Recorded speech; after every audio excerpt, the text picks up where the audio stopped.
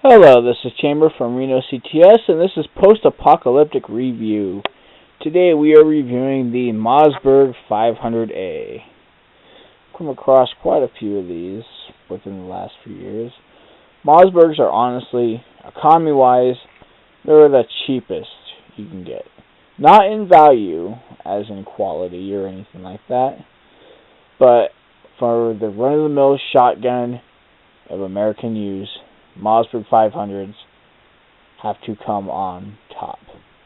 I honestly prefer the Remington 870s, but price for the Remington 870s is not close to how the prices are on the Mossbergs. Even this one, this stainless steel Mossberg all tacked out, probably costs about as much as a standard Remington 870.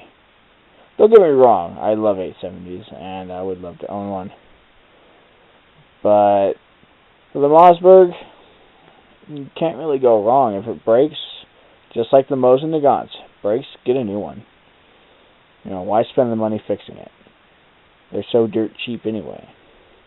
But the chances of them actually breaking is slim to none to a point. This one has broke twice.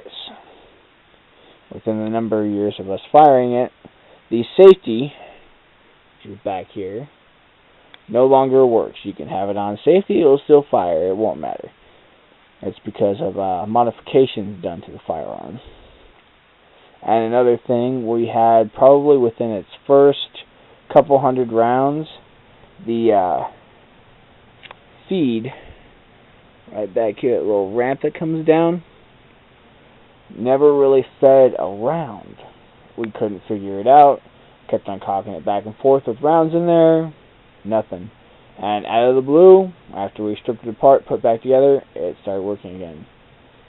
That's something you really don't want to happen in a firefight, let alone a post-apocalyptic scenario. If you have no idea about the firearm, you know, no basic field stripping, stuff like that, this probably wouldn't be the best, but use it till it breaks.